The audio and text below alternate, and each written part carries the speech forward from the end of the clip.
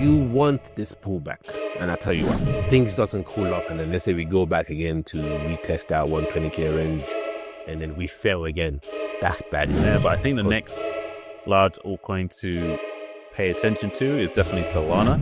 If this means this is the local top of Bitcoin, then I mean to set up a weak horse season. The tokens, you can look at it one of two ways. You can either look at it from a standpoint of, oh, the tokens are low and I want them to be higher, and then I get more confidence. Or you can get ahead of the curve and realize that things are discounted. And if Louis Vuitton was running a discount, I'm sure half of you guys would be buying. The content presented in this podcast is intended for informational and educational purposes only. It should not be considered as financial advice, and listeners are encouraged to conduct their own research or consult with a qualified professional before making any investment decisions. Crypto flip. This week, we'll be exploring the market and what Bitcoin and the rest of the market has been doing. We'll also be exploring the new secret narrative that could possibly take off. And, well, Donald Trump and his projects, not the meme coin, the other one.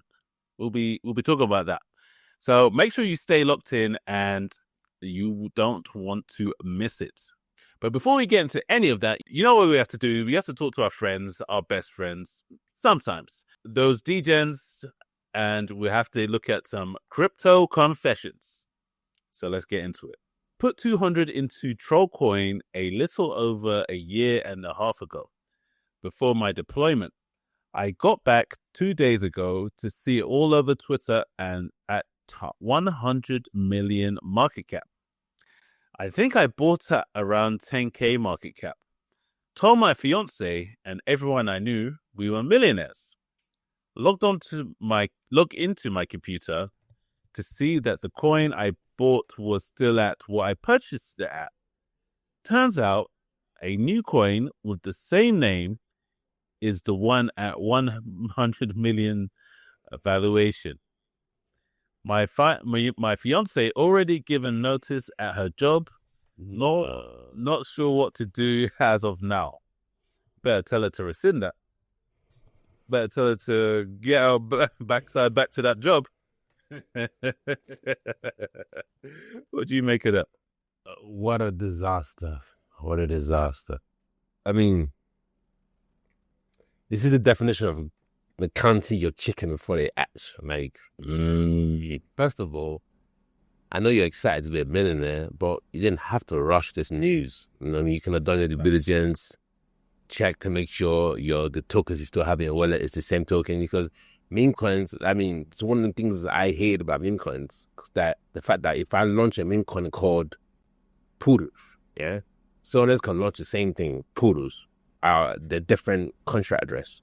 So it doesn't necessarily mean, well, my Poodles or my coin is the one that's proliferated. It's like, you know, it's not guaranteed. So just this all comes down to being a rookie in this game, because and then just common sense. And I'm not trying to say he's, you know what I mean, obviously he's a military guy, disciplined, but sometimes you can get a little bit excited and you know, because we want our situation to change so much, you're willing to jump to conclusions. So I mean, it could be much worse. I mean, you could have just gambled all your savings away or something. So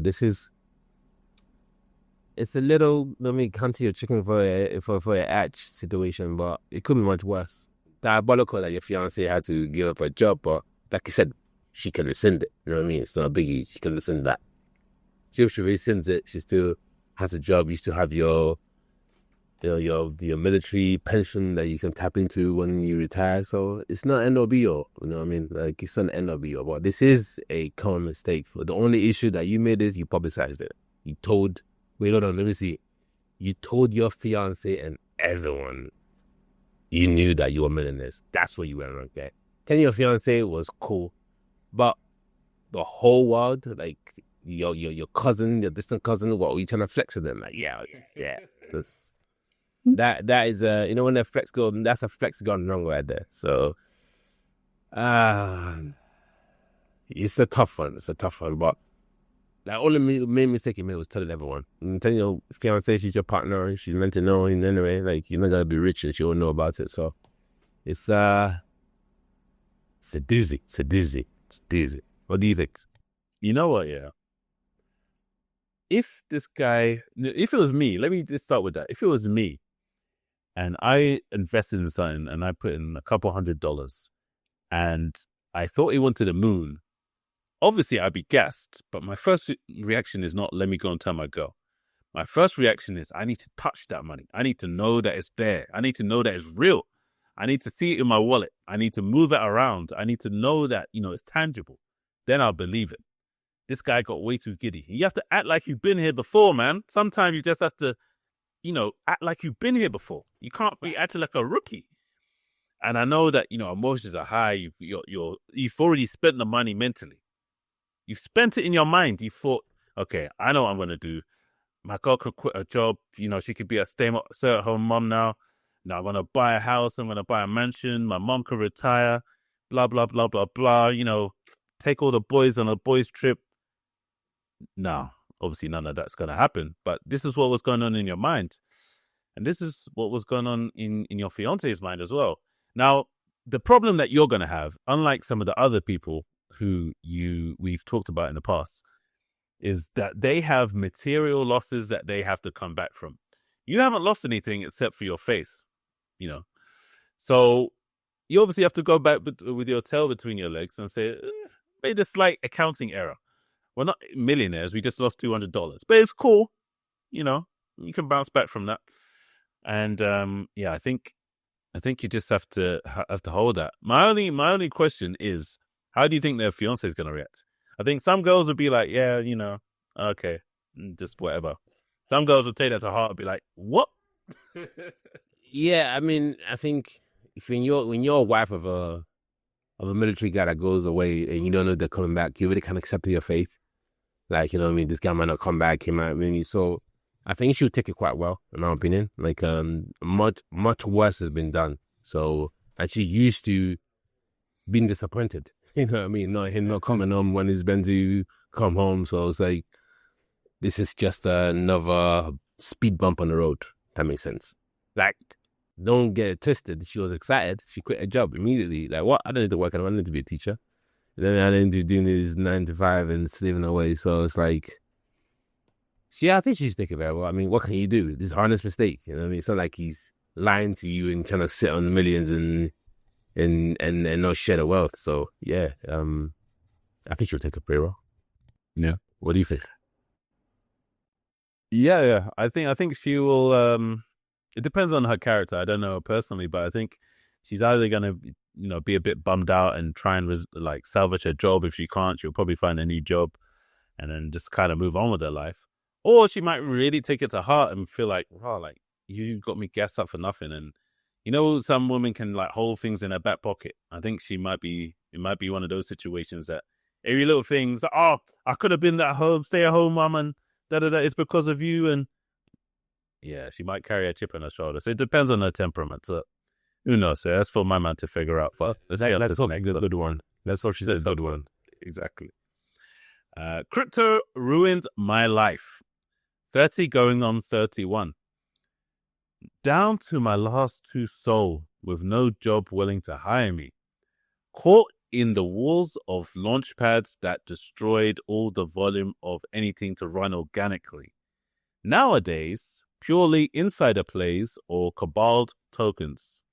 In debt over 55K, borrowing from friends and family in a span of 7 months. Now I'm not sure where to even start with my life. Feeling depressed almost every single day. Should never have started crypto in the first place. What do you think of that? Here we go again. Another sad loser that blames and deflects, never really taking accountability. And I'll list the reason why I think that. 1, you give me 55K. I'll turn that into $500,000 easily. The reason why you're down bad is because you're in the trenches, gambling on highly, highly risky token assets. You're gambling on developers that are in third world countries, in Nigeria, in Iran. They're launching meme coins trying to change their lives, and you're there being the exit liquidity. You know what I mean? You should blame yourself for that. That's number 1. Number 2, no job willing to hire me. That's the most cop-out thing I've ever heard. I know the job market is not as strong as it used to be, but you can make something of yourself. Like, there's always someone that needs a job. So someone that needs a hand. It could be a part-time role, it could be a cash in hand job. Well, you can't tell me there's no job out there. Like, you just haven't looked hard enough because you're a loser. You have a loser mentality.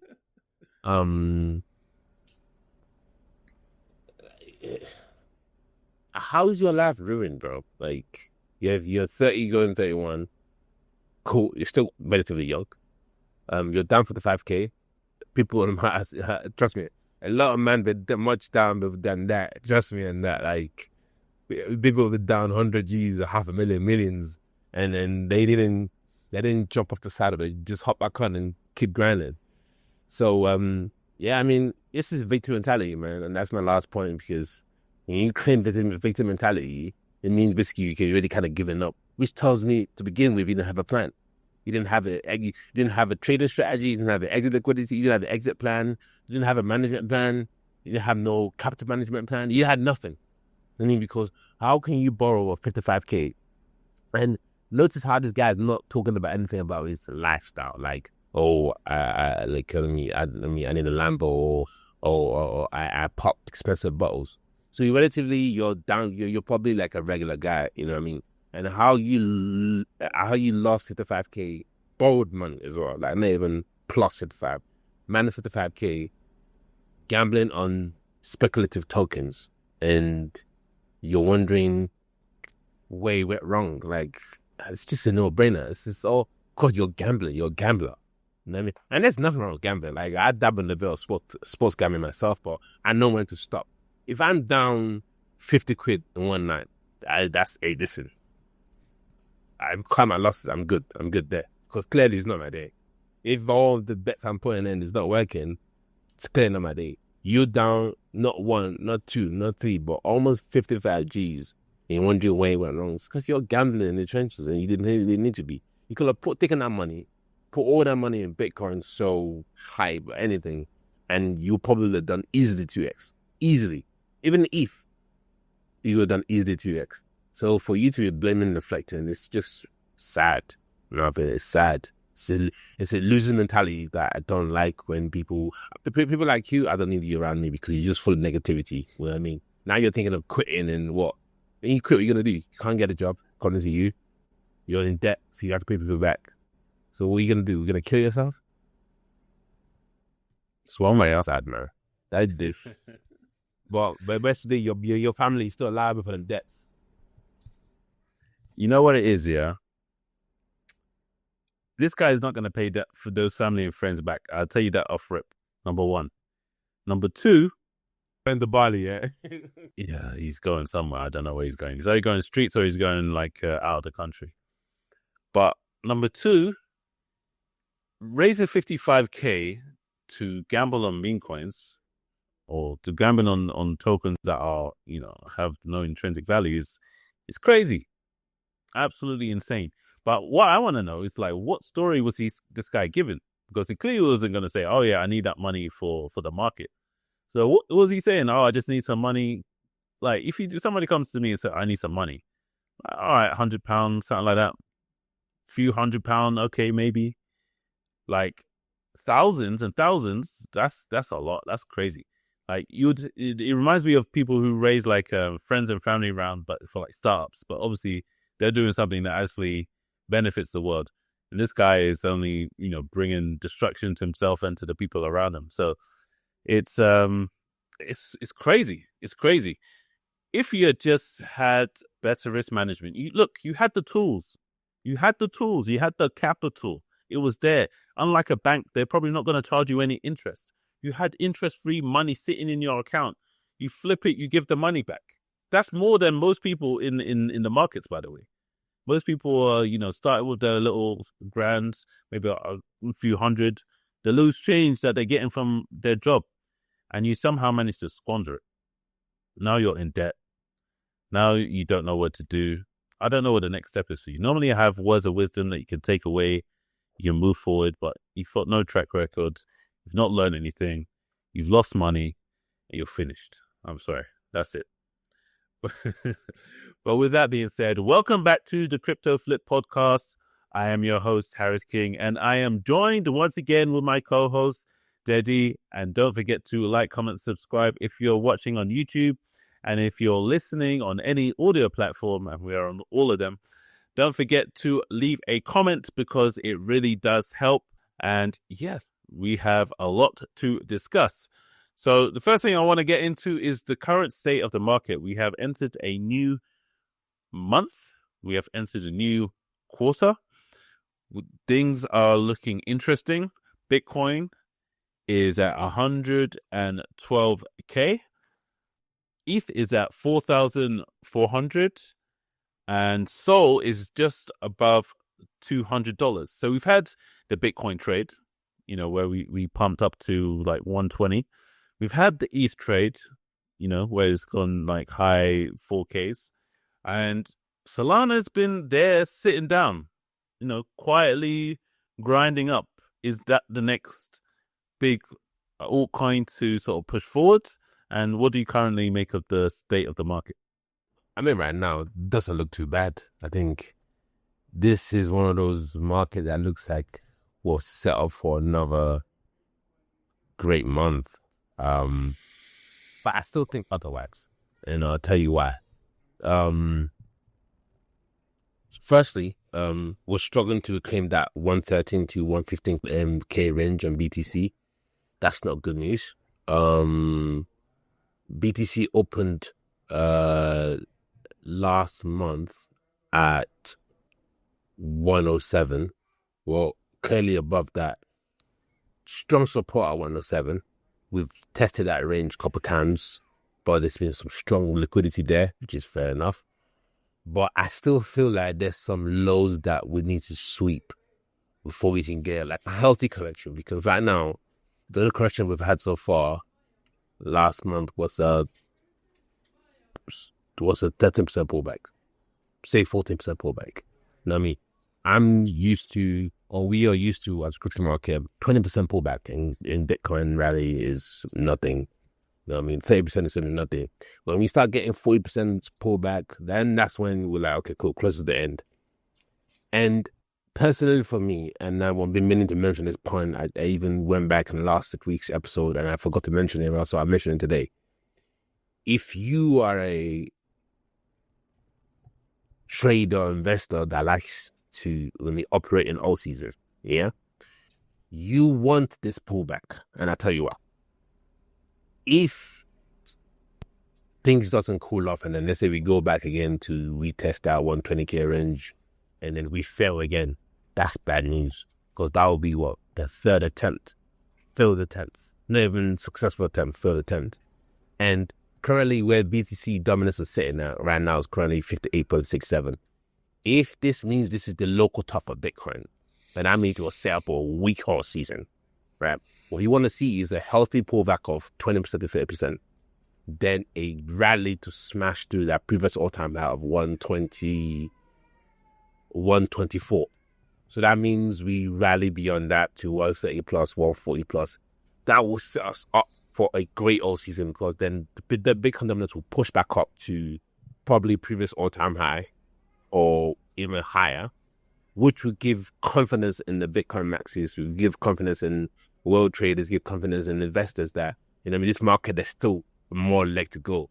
Because if it feels to me like, let's say now, Bitcoin just keeps chopping around this range, does nothing. We have altcoins pump, let's say, good 50 to 100%, like what Crypto.com's done. You know what I mean? Like we have more tokens across the board do that. Let's say FET, this, that, Pump, Filecoin, they all start pumping off 100% again right left and center. That gives a false illusion of altcoin season. And if people aphing and they get burned because they're using liquidity, that's bad news for the market. So I think what we need right now is a healthy correction. You know what I mean? And following that healthy correction, a strong bounce of whichever lows we sweep into the new all-time high. So swinging that previous liquidity sweep of, let's say, 97. You know what I mean? Because 107, there's not a lot of, there's liquidity there, but it's not strong liquidity. There's way more liquidity around like that 95K range, 97K range, which should hold as a strong support. And that will be a healthy correction, in my opinion, because then it'll look like the the bull market structure will still be intact because we have a high low at 73K, we have a high low at 84K, we have a high low at 97K, and then we'll just keep building that momentum up, and that will instill in us that there's a lot more legs to feel on. But if Bitcoin pops out here, my goodness, do you know how many people have predicted that Bitcoin is going to 170 or 200? If it pops out 125K, it's having to walk far off our prediction, like not just 2-3K off. People are gonna be like 50K off their predictions. You know what I mean? People are suddenly believing there's a 200K BTC in this range in this cycle. I don't see it. I think our max upside is 170K.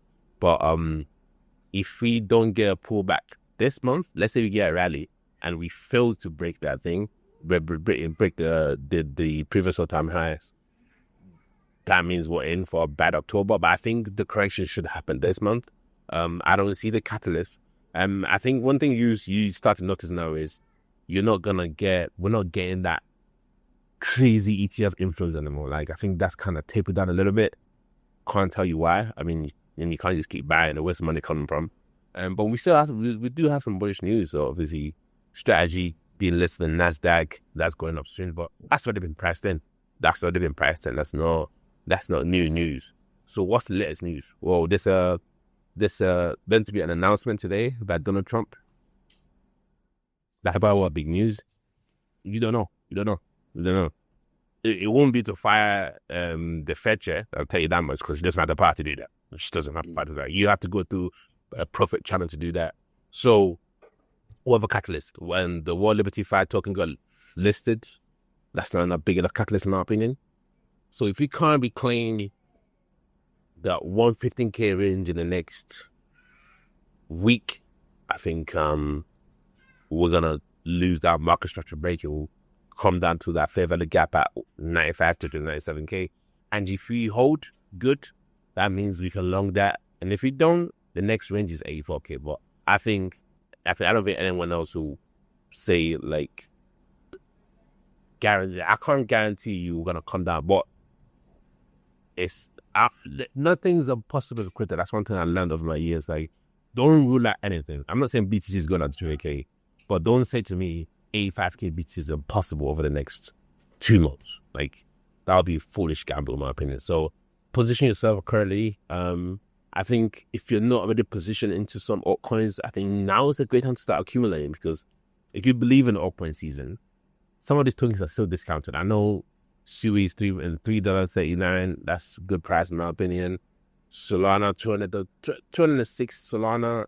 Anything between 206 to 190, 180 is a good price for Solana in my opinion. You know what I mean? Like, I think it's time to start accumulating ahead of Q4 in my opinion.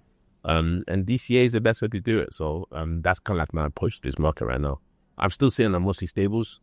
With the OGs are the OGs left in the wallet and the cold store on the side, but in terms of like my actively traded tokens, I'm mostly in stables waiting for a decent entry, which is yet to present itself. So I'm looking forward to see what happens over the next couple of weeks. But we don't have much long left. I mean, we're in the first week of September, and let's see what happens over the next week. I think that, as I mentioned in the introductory part of the segment, there's been rallies in Bitcoin, rallies in ETH. Obviously, those have been some of the most notable rallies, and then maybe you've obviously had some rallies on the lower end of things, and some Dino coins, things here and there. But I think the next large altcoin to pay attention to is definitely Solana. I think a lot of things have been mooning around it.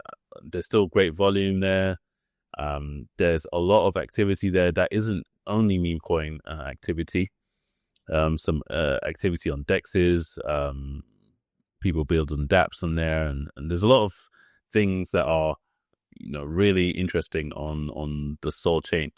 So I think Sol is definitely primed to moon sometime in Q4. So if you don't have a position now, could be an interesting time to take a look. Obviously not financial advice. And for me, I think it's all just about positioning. Now is obviously the The tokens, you can look at it one of two ways. You can either look at it from a standpoint of, oh, the tokens are low and I want them to be higher, and then I get more confidence. Or you can get ahead of the curve and realize that things are discounted. And if Louis Vuitton was running a discount, I'm sure half of you guys would be buying. So just imagine that, what you're buying is worth more than Louis Vuitton. And exactly, and buy something that's actually gonna pay you rather than paying somebody else. So I think some large altcoins would be definitely worth paying attention to. I also think some large meme coins are on discount. Some of them won't come back, but I think some of them will have some of them will be worth looking at. Some of the ones that aren't, say, down 90% or whatnot. One of the ones I'm looking at now is Fartcoin. I haven't made any position. I need to look at it further, but it's sort of maintaining steady in this sort of environment. So, yeah, I think these are the types of things to be looking out for. And then obviously new plays, which we will get into now, because there is a new narrative in town. We've been talking about RWA for a long time. And when you think RWA, real world assets, your mind probably goes to real estate, maybe tokenizing oil, something along those lines. But what about trading cards? Because trading cards and real world assets have been exploding recently, and it has birthed a new narrative. Now, when I talk about trading cards, I'm not talking about NFTs. I'm talking about tokenizing real world trading cards, such as Pokemon cards, and actually making them liquid to trade on chain. So how it works is previously you would walk into a Pokemon trading floor and there'll be middlemen, settlement delays, paper trails, and now you can just watch the card move on Solana. So there's different startups working on this, different projects, and there's one called Collector Crypt, which was doing 44 million in monthly volume, and their market cap last time I checked was at 80 million. So it's still pretty early, because 80 million is still relatively small, but it did catch some fire on crypto Twitter. People were talking about it, and if it's something that can be sustained, it's something that can potentially grow, but it's just another narrative to keep in mind. What do you sort of make of the idea of tokenizing, trading cards, things like that? And do you think it's something to pay attention to and we get involved yourself? I mean, this narrative is not. In the aspect of collectible cards, it's fairly new, but real WA, real world assets are the new narrative ever since. You have the de facto blockchain like Ondo. Ondo's probably one of the best. It's got a real world asset blockchain in this space. I'm sure there's other ones as well. We can go over that later on in another segment. But if we go back historically to the beginning of this cycle, whether you believe in a 4-year market cycle theory or not, but when we started gaining traction slowly, BTC from 16K low or 15K low to where it is now, real world assets always been part of the potential narrative for the cycle because of the whole momentum around the ETF approval for Bitcoin, which happened, then Ethereum, which also happened, and then vice versa. There's other ones that are starting to pop out as well. So this is given the it was rolled out a red carpet for the real world asset to really flourish in this cycle. I think we're just touching the cusp of course, real world asset is so much real world assets. Like collectible items is just one of them. No one's been successfully been able to we tokenize real estate on blockchain. Properties trying to do it, but I don't know if they're gonna. None if they have the, and real estate being, that obviously is a tangible asset, but it doesn't necessarily make it easy for you to tokenize. And then people would need to be willing, and the people that probably owns housing and property might not be well versed in this blockchain world space. So there's a bridge in that. So I think collectible items is actually an easier one to break into. I'm surprised this didn't catch fire first before we start looking at real estate, but because real estate is obviously more liquid. Well, I think it's more liquid anyway, but because it's obviously, the bigger asset, the shinier name, I think that's why it was the kind of first to kind of come to narrative, but it hasn't successfully been done. But collectible items, I think it's an interesting one because it allows you to kind of lock your value to a token in the blockchain space and kind of track it perpetually, and also allows you to trade it, and maybe even allow you to kind of sell a fraction of it and while still maintaining full ownership of the collectible items itself. But I'm just wondering, like, again, this narrative, I wouldn't sniff it. I wouldn't like ignore it, because real world asset is RWA is here to stay. But whether it's gonna be on Solana or Ethereum, it's gonna be a multi-chain thing. I think it's ideally multi-chain. I think that's what we need in this space. But yeah, I mean, it's a no-brainer. You know what I mean? If you're someone that likes to do collectible items, you want to get involved in this, if you know how to price things well, you know what's going to be valuable now or in 5 years' time, I think you need to get involved. But at the same time, you want to be cautious because there's a lot of scams around this as well. People claim to have the first Tom Brady jersey, and really truly is a cat. Tom Brady probably has that in his house, and I think one thing. But the good thing about this platform, no, sorry to cut you off, but the good thing about this platform is that you send it to them and they authenticate it. So good, it gets rid of that issue. Good. Yeah, and also, if there's a great time for celebrities to really flex their connection, their network, because if I'm a famous person, I say I'm Jay-Z, I can go to Brown, I can go to LeBron, I can go to Drake, you'd be like, yo, give me a jersey, or give me a signed jersey, or signed whatever. And you know what I mean, these things can be put on like a platform like CryptoCrypt, and you know what I mean. And I feel like, because you and I will never find those celebrities getting involved in meme coins because they have no intrinsic value. This is one for them to get involved into. I think, you know what I mean. I think if you're a platform like CryptoCrypt, you know what I mean, if you have a selective few of celebrities you're working with, not as an endorser to endorse to say, yo, like, I'm training on this platform, but just things that they send you things and then you authenticate it is good. They make a post about it. You can pay them a fee and everything. I think that will really do well for, because it's new, you want to push the narrative out there and, get yourself trending so people can know about you and people can dabble into some collectible trading. So I think this is obviously still new, still nascent, but I think it's got a leg, I think, in my opinion. Whether or not it will break through, whether or not it's a new DeFi summer, I don't think it's going to be compared to DeFi summer, because authentic collectible items are hard to get your hands on, and everybody has that.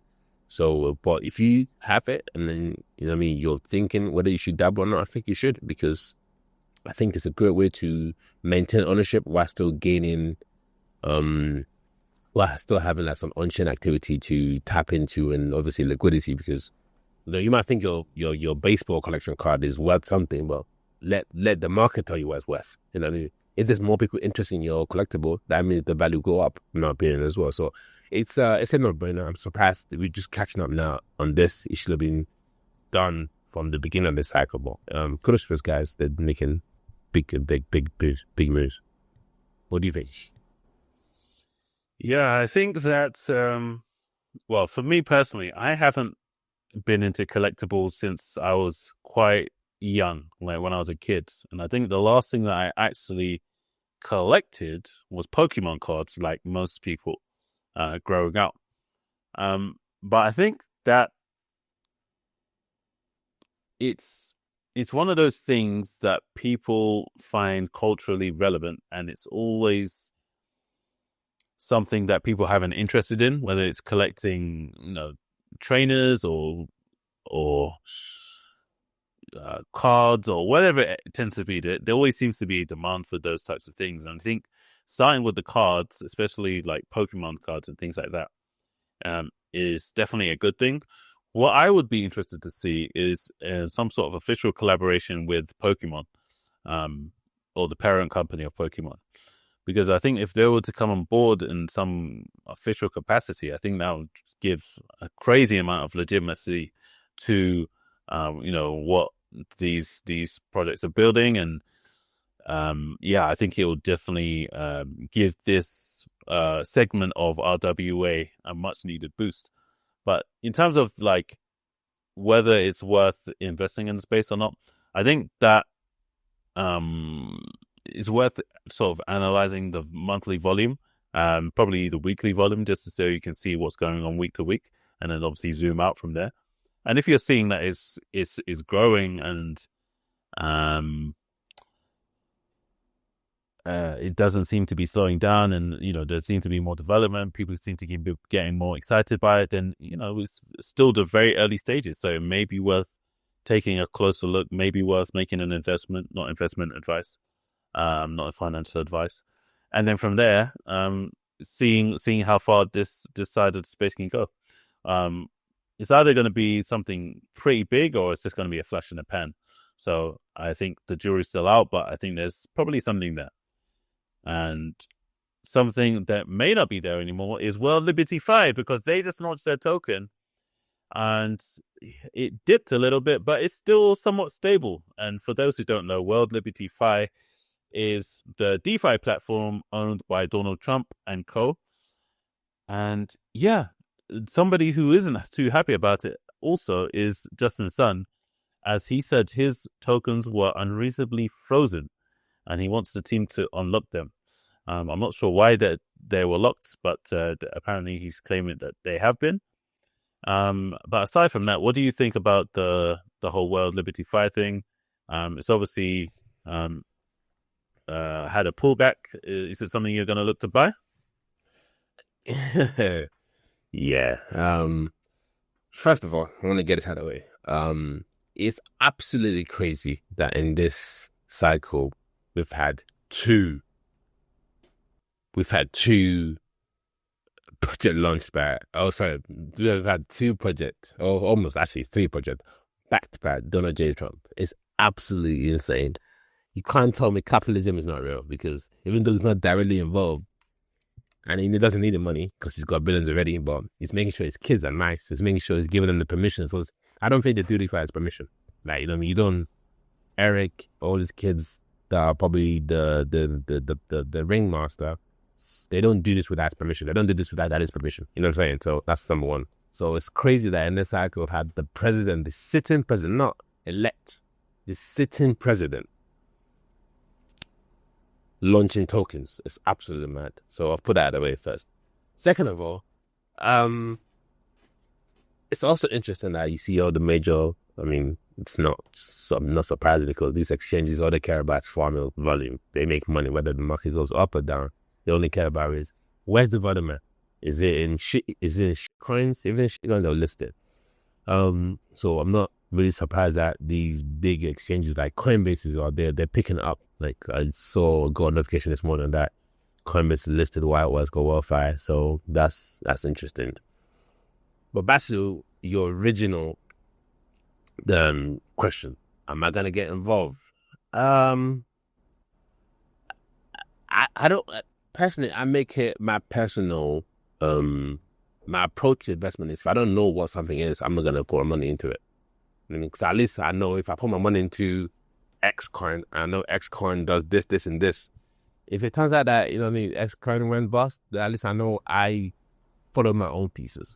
I'm not gonna jump on it because it's the new hot asset in the market. It's up, or because Justice Sun is crying about its funds being locked and that kind of stuff. It's not my way of investment, so I'll put it out of the way, because I don't know what's the point of World Liberty Fi. I don't get it. Like, if I look at this thesis, even about it, if you look at CMC, so key features of World Liberty Fi, and this is probably the shortest features and mission statement I've ever seen on the token. Yeah? Even meme coins have better description than this. So it says USD1 stablecoin, a fully reserved dollar-pegged stablecoin deployed across Ethereum, BNB, Solana, Tron, and low-cost global transaction. World Liberty Fi governance token, a non-transferable token used to vote on protocol upgrades. But they got more. So basically, what they've launched with is USD1, which you just described. They also have an exchange which is coming soon. They also have a World Liberty app, and you also be able to lend and borrow. So I think the mission is a bit grander than just USD1, but that's what they've chosen to launch with alongside. Yeah, but what I'm saying is, who other than Donald J. Trump, being the backer of this, who on their team, like, what expertise do they have to do this? That's one thing I want to know. You want to create an exchange? It's the president, so do the. Yeah, it's the president, but let's say he's the president. Like, I don't know, even Elon Musk. If Elon Musk is the president right now, Elon Musk will not be running the country and also dabbling in creating an exchange and also doing this. Oh, I think he waiting for this. You see how many projects that guy has? Yeah, but I thought, and he's still got time to tweak. No. I hear that, but I feel like you can. I hate to do this. This is kind of going side off tangent, but you like the only similarity between Donald J. Trump and Elon Musk that they're both Caucasian. That's literally it. they're two vastly world thinkers. Like, honestly, like, that's one of the reasons why they're probably not best friends, because they just think on different levels. You know what I mean? Like, you know what I mean? Like, you know me. I think no one can tell me nothing. Yeah, no one can compare to how extractionary Comdor Fund has been.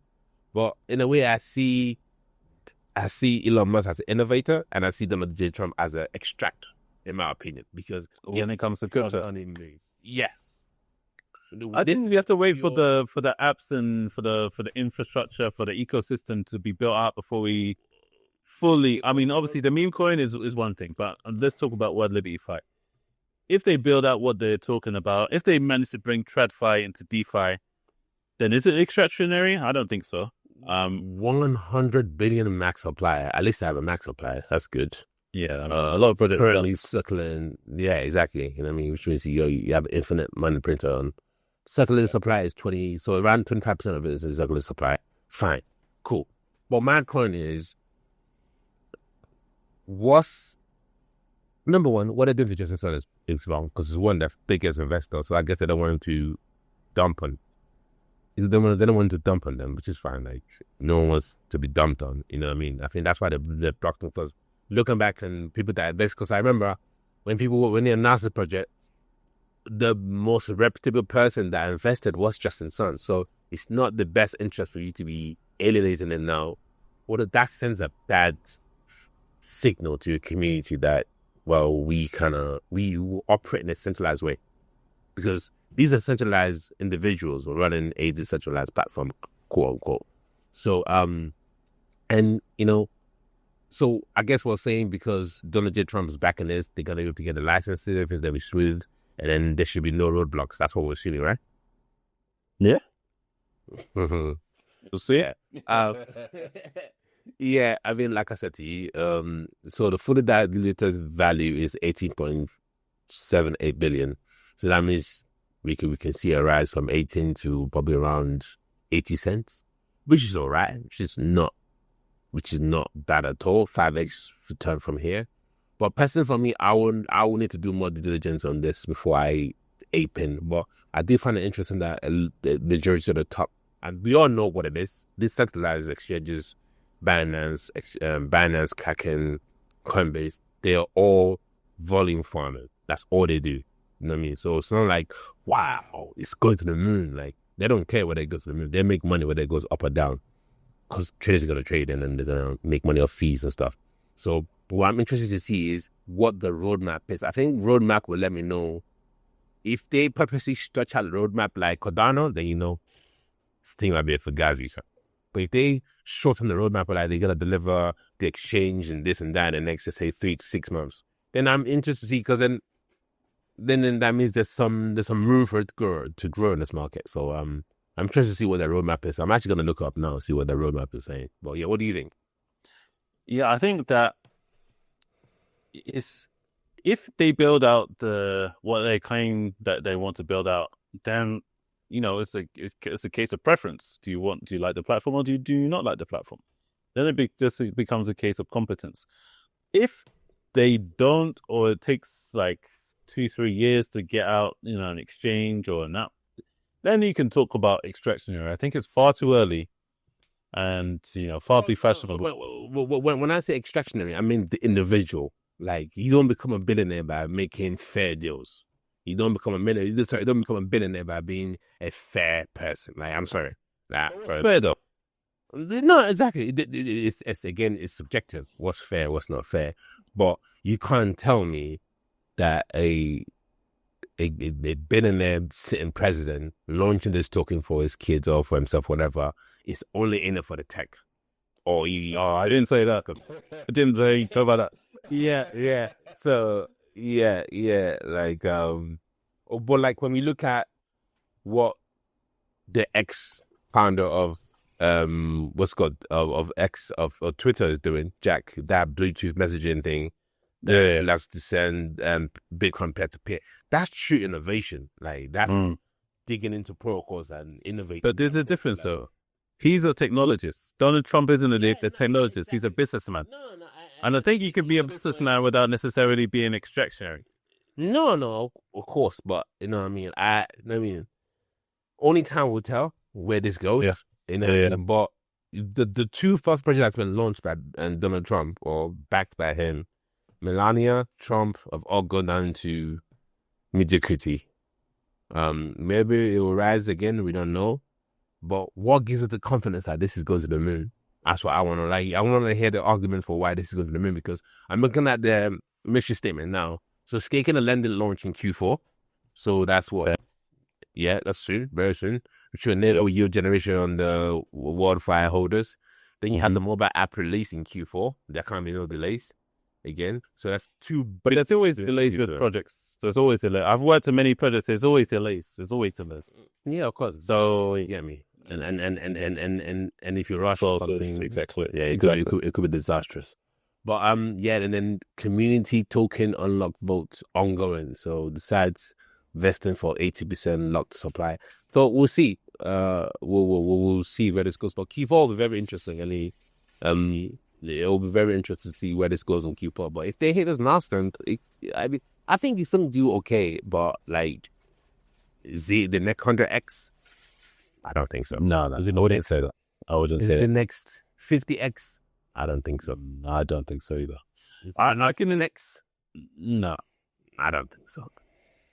I think maybe a 2-3x perhaps. 5x. Depend. I wouldn't say no to 4x. It depends. It really depends on how they execute.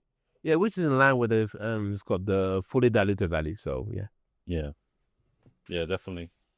And with that being said, we'll see you guys in the next one. Peace.